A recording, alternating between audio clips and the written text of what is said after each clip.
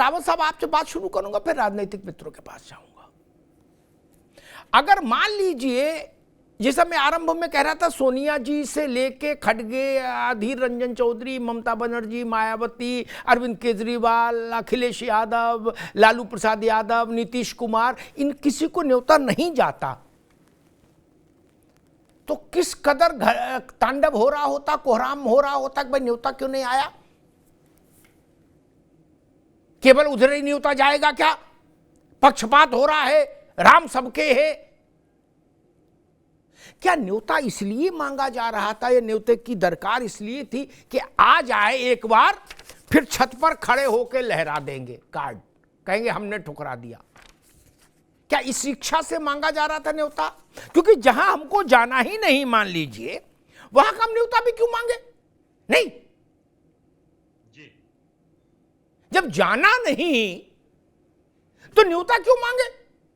मैं शरद पवार का एक सुन रहा था कल बाइट, वो कह रहे मेरे पास न्योता नहीं आया अभी तक, और फिर अगला बात बोल रहे कि लेकिन मैं 2-3 साल बाद दर्शन करने जाऊंगा। अरे चाचा, तो फिर ठंड में न्योता काहे को मांग रहे हो जब उनको जाना आना नहीं?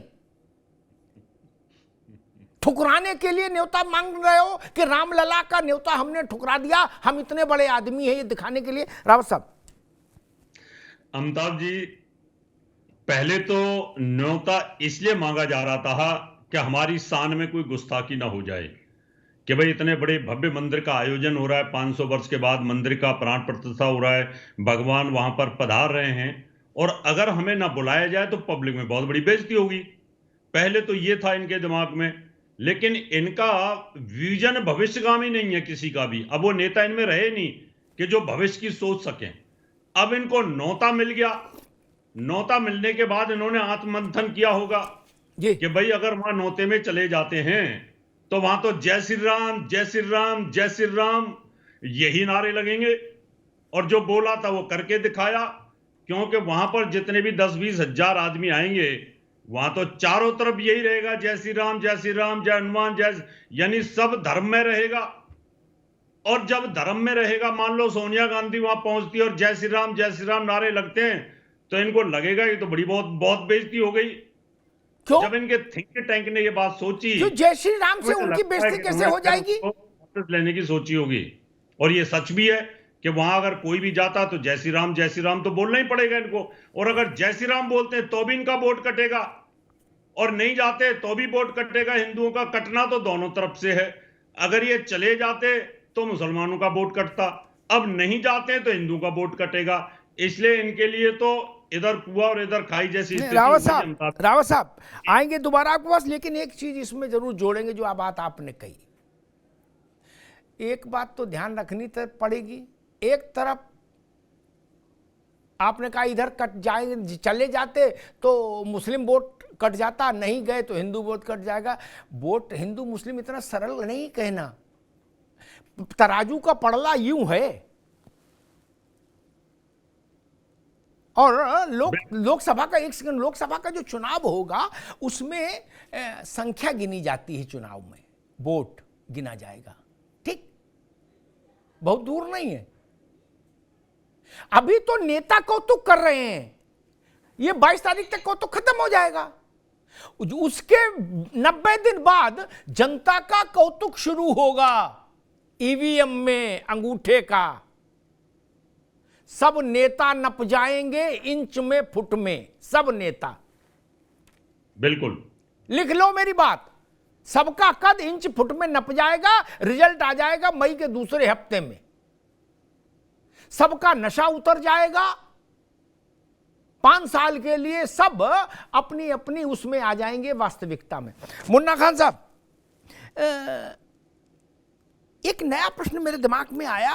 कल कांग्रेस ने कहा कि भाई ये भाजपा और आरएसएस का कार्यक्रम है, ठीक? पहले कहा जा रहा था कि भाजपा वाले लिस्ट बना रहे हैं, हमको नहीं बुला रहे हैं। उनने बुला लिया तो कहा भाजपा का कार्यक्रम में इसलिए नहीं जाएंगे।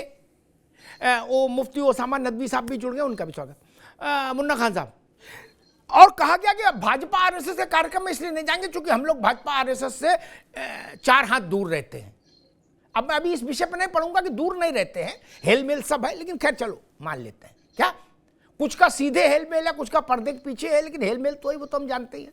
खैर बाकी मुफ्ती ओसामा बताएंगे किसका कहाँ हेलमेल है ज़्यादा। लेकिन सोमनाथ में के समय न विश्व हिंदू परिषद था, न बजरंग दल था, न दुर्गा वाहिनी थी, न जनसंघ भाजपा वालों का कोई रोल था सोमनाथ में, न आरएसएस का कोई रोल था।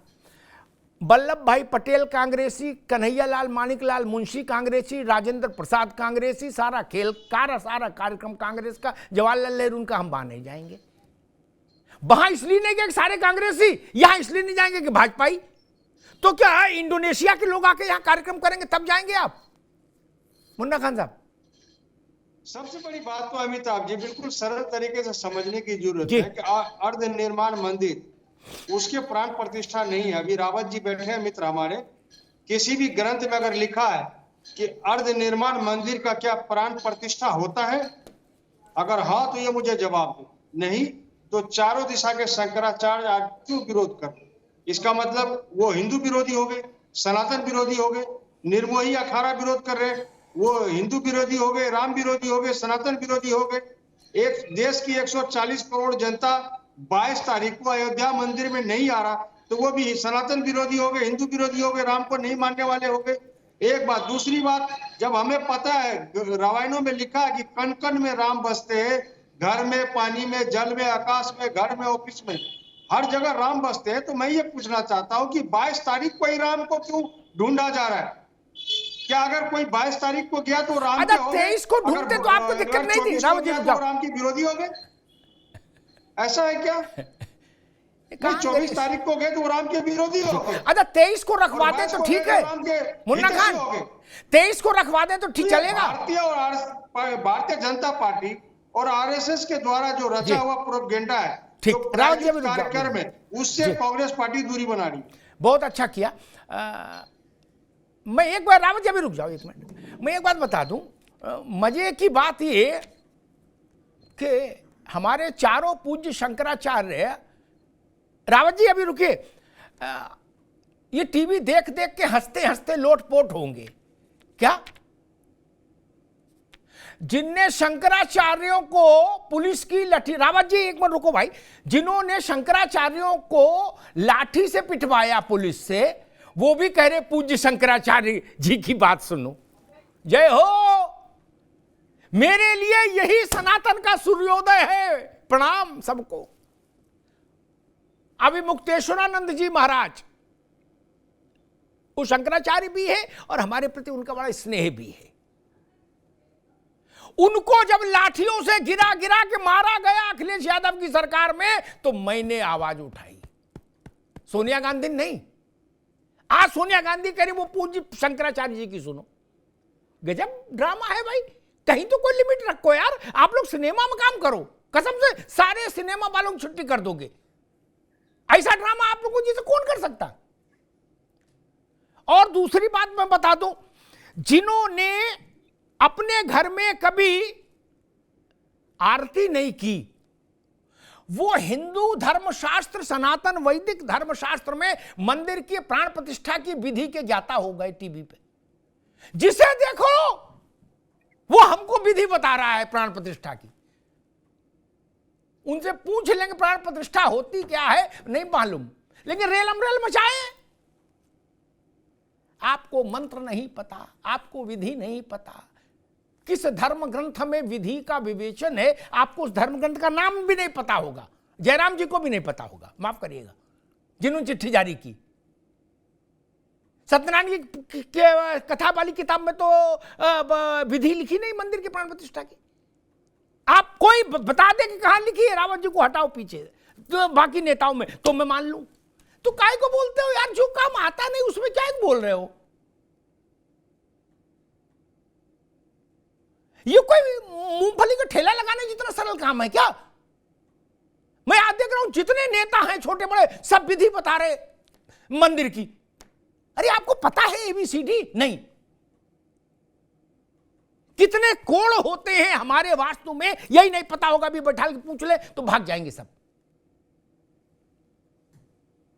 क्यों बोलते हो जो चीज आपकी समझ की नहीं है? छोड़ो उसको, जाने दो यार। और एक चीज मैं अब आऊंगा मुफ्ती ओसामा नदवी के पास, लेकिन एक चीज स्पष्ट कर दूं, ये कल से भ्रामक चीज चल रही, फिर अवधेश जी आपके पास आऊंगा। मेरी कोशिश रहती कि कोई चीज भ्रामक नहीं रहे। 4 मान्य शंकर पीठ हमारी, उनमें 2 शंकराचार्यों के पत्र मैंने पढ़े। क्या भाजपा ने पढ़े नहीं पढ़े, भाजपा वाले जाने, मैंने पढ़े। श्रृंगेरी के पूज्य शंकराचार्य का, ये कांग्रेस के लोग ध्यान से सुन लें, ये झंडा लिए घूम रहे कल से, और शारदा पीठ के 2 मान्य शंकराचार्यों के पत्र मैंने पढ़े। मैं उन पत्र को उद्धृत कर देता हूं एक कॉमन भाषा में, सामान्य भाषा में, क्योंकि वो तो बहुत संस्कृत निष्ठ भाषा है, वो तो समझ नहीं पाएंगे लोग। उसका सार ये है कि हम हृदय से प्रसन्न हैं। 500 वर्षों के संघर्ष के बाद भगवान राम का मंदिर बन रहा है। देश के लिए प्रसन्नता और गर्व की बात है, सनातन के लिए गर्व की बात है। हमारा आशीर्वाद है सभी भक्तों के लिए, और हम चाहेंगे कि अधिक से अधिक संख्या में भक्त अयोध्या जाएं और भगवान रामलला का आशीर्वाद ग्रहण करें। ये भारत के 2 शंकराचार्यों के पत्र मैंने पढ़े। ठीक, ये जयराम रमेश को भी पढ़वाइए। ये गलत कब तक चलाओगे? ये गलत कब तक चलाओगे भाई? अच्छा, सोमनाथ में तो किसी शंकराचार्य की जरूरत नहीं थी, वहां कबड्डी का मैच था, वहां तो शंकराचार्य नहीं बुलाए। अच्छा, वहां जब कोई विवाद भी नहीं था तो वहां क्यों नहीं गए नेहरू जी? वहां क्यों नहीं गए? वहां तो वेद पुराण के हिसाब से सब कार्यक्रम हो रहा था, क्योंकि कांग्रेस तो वेद पुराण जानती है, सब उसे कंठस्थ है। वहां क्यों नहीं गए थे नेहरू जी? नेहरू जी ने चिट्ठी लिख के कहा था, आकाशवाणी को निर्देश दिया था मुन्ना खान साहब कि सोमनाथ के ये मंदिर के लोकार्पण की खबर रत्ती सी दिखाई जानी चाहिए, तुरंत इसका बिल्कुल इतनी सी, जरा भी ज्यादा नहीं। जवाहरलाल नेहरू के सिग्नेचर से चिट्ठी गई थी, ठीक ना? आप सोमनाथ से लेके आज तक नहीं बदले, मसला ये है। नदवी साहब, मैं तो एक बात कहता हूं कि भाई एक्स के यहां कोई कार्यक्रम हो रहा है, हमें उसमें जाना नहीं, सिद्धांततः हम उस कार्यक्रम के विरोध में हैं मान लीजिए, तो हम उसके निमंत्रण के लिए भी माथापच्ची नहीं करेंगे क्या? बिल्कुल नहीं। और जब निमंत्रण आ जाए तो उसके बाद हम छत पे खड़े हो हैं और पान खाएं और हाथ में चूना लगाएं और कहें देखो ये ठुकरा दिया निमंत्रण, ये तो भद्दी बात है। नहीं, ये टुच्चे लोगों की पहचान होती है। निमंत्रण नहीं लेना चाहिए था आपको। नहीं, निमंत्रण तो सामने वाला देगा, हमारा लेना ना लेना वो एक नैतिकता रहती है कि निमंत्रण ले लिया, अब जाना ना जाना हमारा अपनी जिम्मेदारी है कि हम जाएं ना जाएं, लेकिन उस पर राजनीति करना और ये दर्शाना तो मुझे नहीं लगता कि इस तरह का कुछ करना चाहिए।